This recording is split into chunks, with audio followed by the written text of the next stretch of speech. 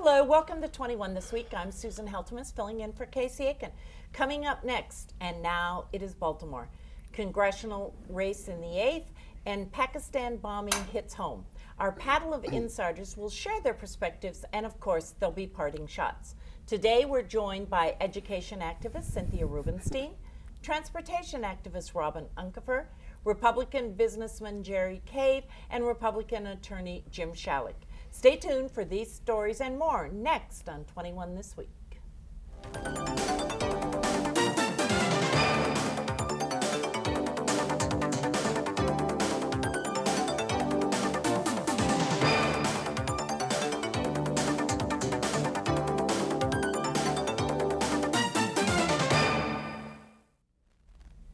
North Charleston, South Carolina, Ferguson, Missouri, New York City, and now there's Baltimore. The narratives are similar. A black man dies at the hands of the police. Freddie Gray was arrested on April 12th after police made eye contact with him and another gentleman in a part of Baltimore known for drug dealing. Both men attempted to flee the scene but were arrested, and Gray, in possession of a switchblade, was then handcuffed and placed in a police van. A bystander's cell phone video captured some of the activity that included Freddie Gray moaning and complaining of pain. He was eventually taken to a hospital where he lapsed into a coma and died a week later of significant spinal injury, according to the police. Did the injury occur in the police van on the way to the police station or during the arrest is the question that is dominating the discussion of this event across the nation. Cynthia, the 6 officers involved with the arrest have been suspended, and relatively quiet protests have become a daily occurrence in Baltimore. Although the incident occurred in our backyard, local coverage is spotty at best. Mr. Gray will be buried on Monday with a funeral that is paid for by his neighbors. Is the lack of local coverage on the event newsworthy in and of itself, Cynthia?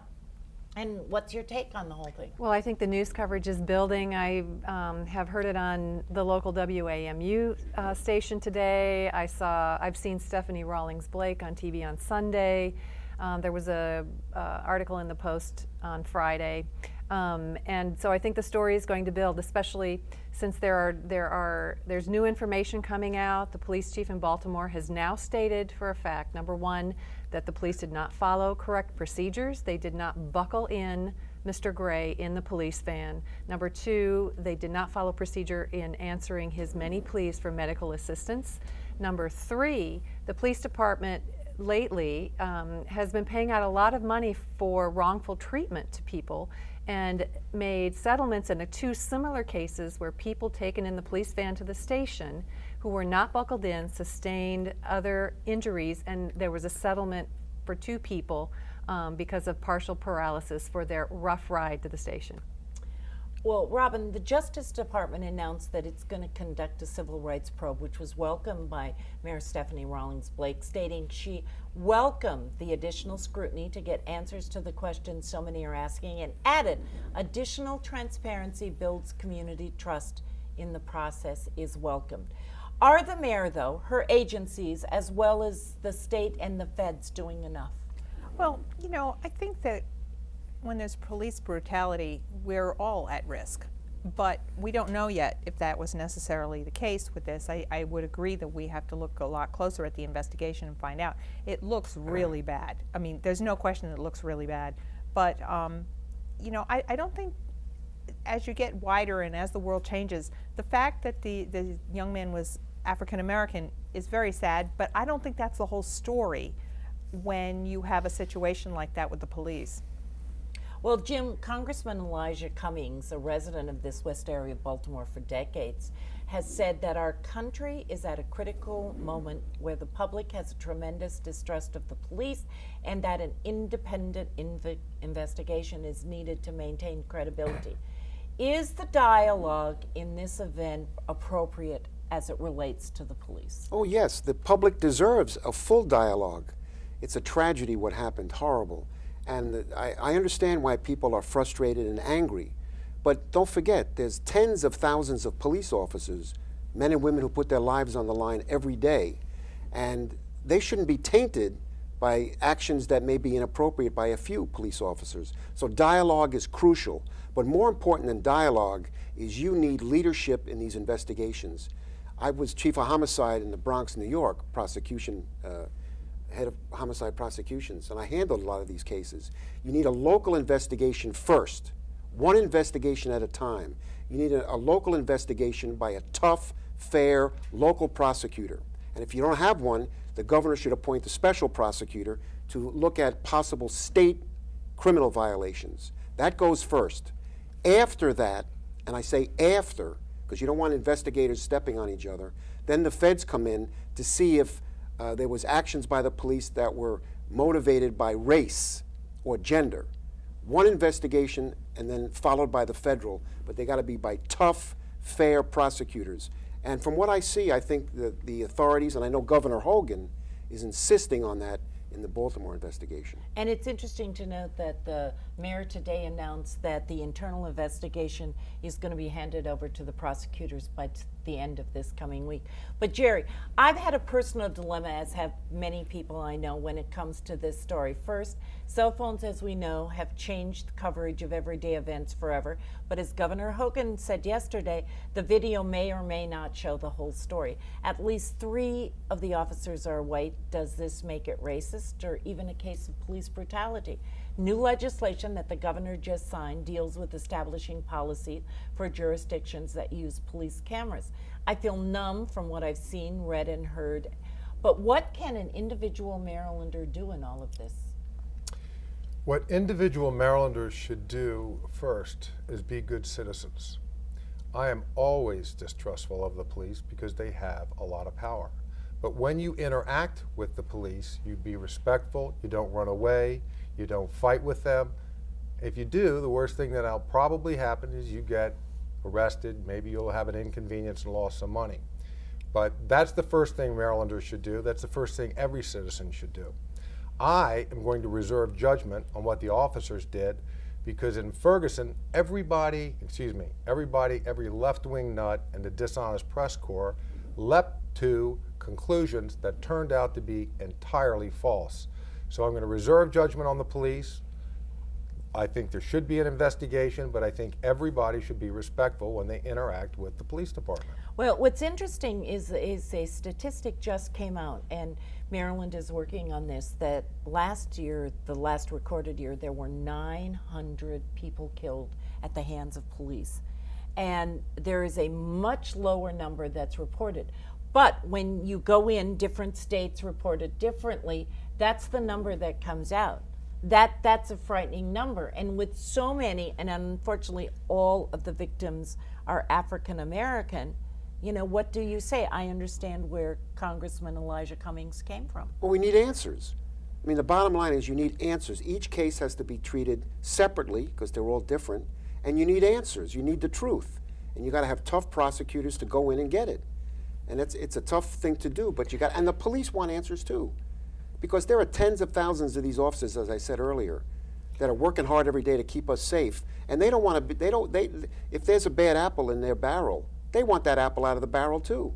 They're dedicated officers. Cynthia, a police chief made a statement today, this is another story on WAMU, about, you know, one of the most important things to do, and this is what the police chief is asking for. He said, if you are mistreated by a police officer, the most important thing for you to do is report that. He said, because we do want to know who the bad seeds are. If there are bad seeds in our force, we need to know, and public and citizens need to make complaints.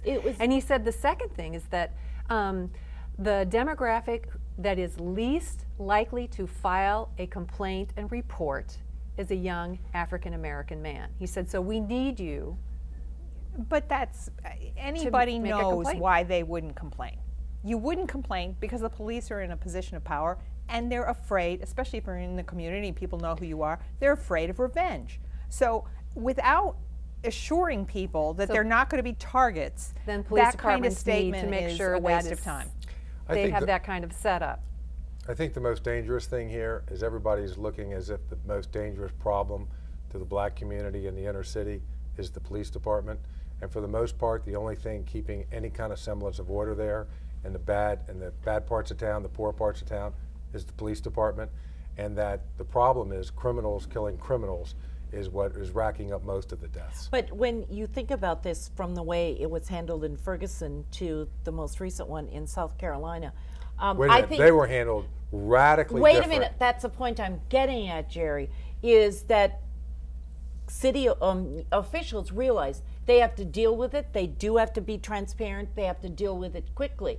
And I think The bad thing that happened in Ferguson was all the people assuming the policeman had done it wrong, and all of the race baiters coming But in, Jerry- and the Justice Department and the innuendo, and you had riots and more destruction and more Yes, personal but injury. but I the think- reaction was much worse than what happened. I know, but what I think was good in what happened to South Carolina is that they can be the model. And it appears that Baltimore is doing the right thing as quickly as possible. But that goes But back. there's way too little dialogue on telling people to behave themselves. No, there's Don't not. run Oh, a- there- I haven't- No, there's the not. Post had an editorial on it, and they didn't mention that. Except, you you know don't what, run from the today- police, you don't attack them, you don't try to take today, their weapons. Former state's Every attorney. African American father and parent tells their child that as part of their advice in growing up. Glenn Ivey. I don't know how the you can document that. but Every the white common How can you denominator. document in half of Montgomery what you County say, should tell their Jerry? child that. Well, look back over the tape. It's No, pretty no, easy. no. I think, though, that African American children do have a chat with their parents because they are more likely to be stopped. Every record that is investigated shows that African Americans tend, correct me if I'm wrong, they tend to be stopped at a higher proportion. And when you hear about these dreadful stories, often it's African American. Today, former state's Are you attorney. saying higher proportion as a part of the population, or higher The proportion higher number. in terms They of get arrested at a in higher rate. in terms of their Arrest- incarceration and conviction They're- of crimes? They You know, are the arrested police at a higher go after teenagers, period. I have a Caucasian son who was constantly, it's easier to go after teenagers than anybody But else. Susan, Jim? but the frustration and the anger in the African American community is understandable. It is It's very understandable. understandable, and they deserve answers as well as the police. We all deserve answers, but their frustration and anger is certainly understandable, and they need to be addressed. And we're going to end it up there, and let's hope that this will never happen in Montgomery County. We're going to be right back after a short break.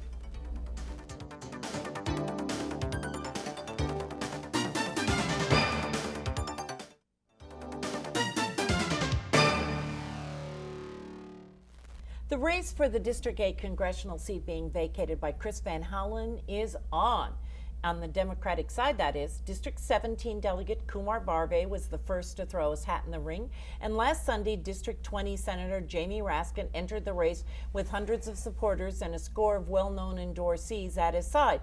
Other possible candidates, such as Councilwoman Nancy Florine in Navarro and District 18 Senator Rich Madaleno, have demurred, but other possible entrants in the race include District 19 Senator Roger Mano, former local news personality Kathleen Matthews, District 18 Delegate Ana Sol Gutierrez, and former Councilwoman Valerie Irvin, who resigned from the County Council for a job in New York, is also rumored to be interested. So, Cynthia, handicap the Democratic race. Well, so far there are only two entrants in the race. They're both well-regarded, longtime legislators in Maryland. Jamie Raskin I know better than Kumar BARVE, and he's very capable, very smart, a very productive legislator, very appealing and likable on the campaign trail, quick on his feet. I think a challenge for anybody who's running is going to be raising enough funding to become well known across a broad swath. And there are varying degrees of Democrats across that District 8. The Montgomery County, especially the south and eastern portion of it, is very liberal, but there are other sections of District 8 that are more moderate Democrat to conservative Democrat. So any candidate is going to have to peel across the board. And it's interesting to note that when Jamie Raskin was elected, he defeated Ida Rubin, a state senator who had been around a long time. So he knows how to stage a battle, so it's going to be interesting. Now, Jerry, as Cynthia noted, this is an interesting district that includes a large swath of Montgomery County as well as Frederick and Carroll County. Although there's great interest on the Democratic side, little's been said from any Republican candidates. Do the Republicans have anybody? Handicap is the right word, Susan, Because the Democratic Party has handicapped themselves. The reason you have a laundry list of Democrats that want it and a shortage of Republicans is because it is statistically impossible for a Republican to win this, one of the most egregiously gerrymandered districts in the state. It looks like a ball at the bottom with a little thin in the middle and a ball at the top, and it can't be won by a Republican. Now, understand something. Some of the most least influential people in the world are members of the House of Representatives of the minority party, of which the Democrats are going to be for a substantial period of time. So Maryland, which just elected, has enough Republicans to just elect a Republican governor, has 7 out of 8 Democratic seats. Put in the Democratic Party without any influence. They have handicapped the entire state. Now, if we didn't need federal influence, Jerry, that was not the question. I told you the question. Who is on the Republican side thinking of running? I told you few, and I told you why, and now I'm telling you that we need influence in the federal government because it's right next door, and we don't have it because your Democratic buddies have been so smart Jerry, the question as to is, make do you sure have any we names? don't have it. Jim, let's turn to you. I've got 2 names. Frank Howard is thinking of running. He ran a terrific race against State Senator Karen Montgomery in District 14. Frank is thinking of doing it. And Dave Wallace, who's run twice before, Dave ran last time against Van Hollen, didn't spend much money, if any, and he got 40% of the vote. So as Cynthia says, the north part of that district is conservative. So a Republican with money and support can give it a real shot. Will the Republicans, do you think, help raise funds for? That's the key.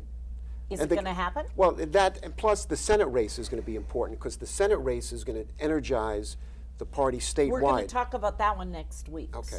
So for this one, does anybody have anything to add to this? This should be interesting, despite the gerrymandered.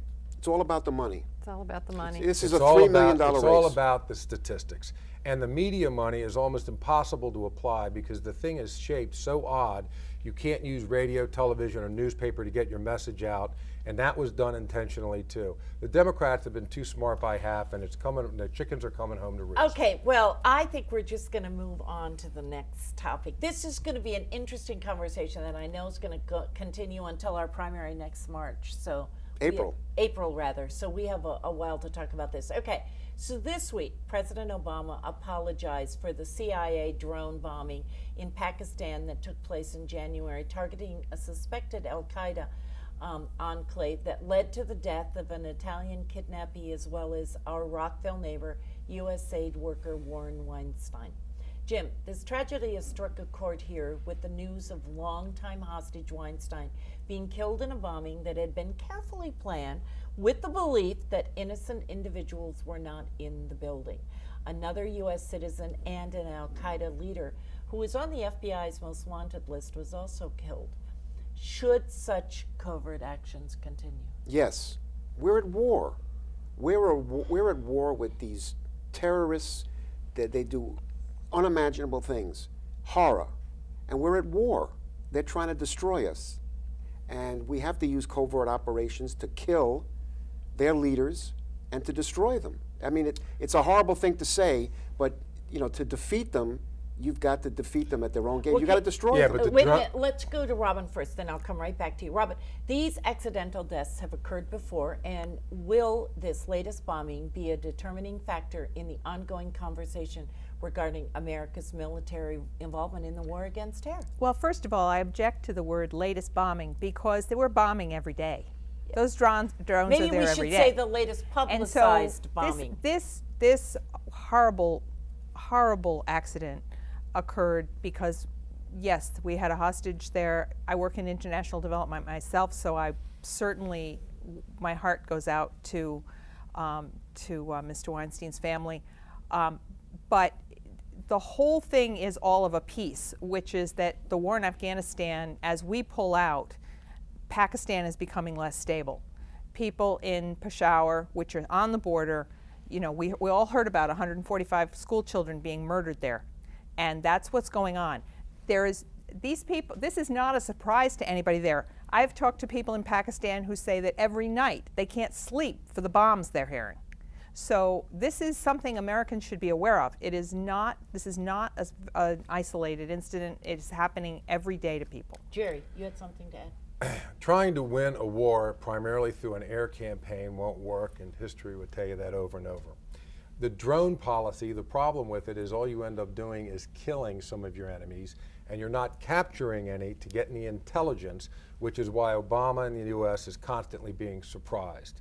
And as General Sherman said, war is hell. What the hell did you expect?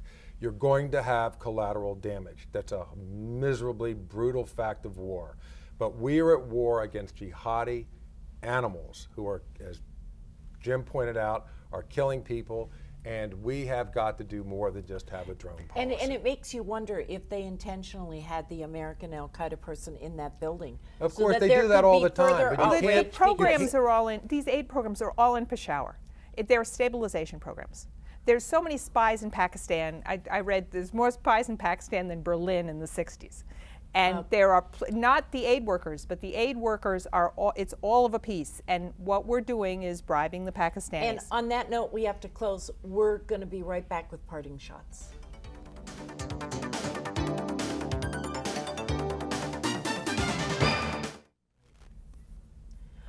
Okay, parting shots.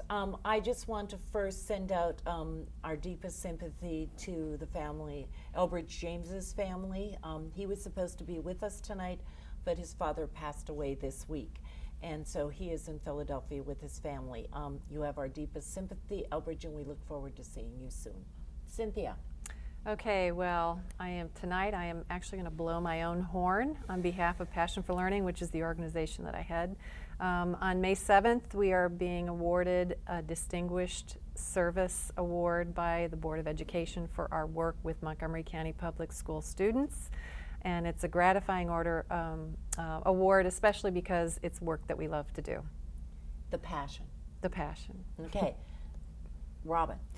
M.H. Abrams died this week, and he died at 102, and he was the editor of the Norton Anthology of English Literature.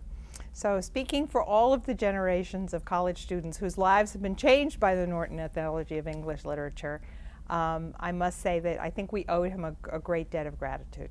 Okay, Jerry, you're up next. When extreme left-wing Democrats win, the Democratic Party loses.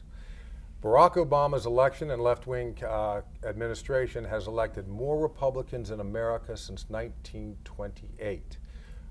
Martin O'Malley's left-wing policies has elected a Republican governor. As I have pointed out some of these facts, it's come to my attention that there are some left-wingers that find my remarks offensive. And tonight, I want to apologize to the left-wingers that I have not yet offended. I ask you to be patient. I will remedy this situation as soon as I can, and I want you to be confident that I can do this because it truly is so easy. A caveman can do that too. Jim, that's enough. Jim, okay. Well, let me be partisan. The more I see Governor Hogan in action, the more I like him. I mean, I voted for him. He's a terrific guy. I got to know him. But he weathered the legislative session with class. They fought him on a lot of his initiatives, but he tried to cooperate. He got some things through, some not. But he's a man of integrity. He's conservative, but he's not in your face. And this horrible situation in Baltimore, he's standing up. He sent state troopers in to help. Whatever support the mayor needs, he's there for them. He wants straight answers. I'm just so impressed with his level-headedness and his compassion for people. He is a great governor, and he's even going to get greater as time goes by. On that note, before we close, I just want to say the saddest news came down this week when it was announced that Jim Vance is no longer going to be doing the 11 o'clock news on WRC Channel 4, the NBC affiliate. He's been there for 46 years. He's still going to continue to do the 6 o'clock news. But for those of us who missed the 6 o'clock news, I needed my Jim Vance fix at 11 o'clock, and he's not going to be there. As he says, I'm going to be in bed watching Channel 4 through my feet. So on that note, good luck, Jim Vance. I'm going to miss you at 11 o'clock. So until next time, follow 21 This Week on social media, and see you next time for Montgomery County's hardest hitting political talk show. For 21 This Week, I'm Susan Heltemes, and bye for now.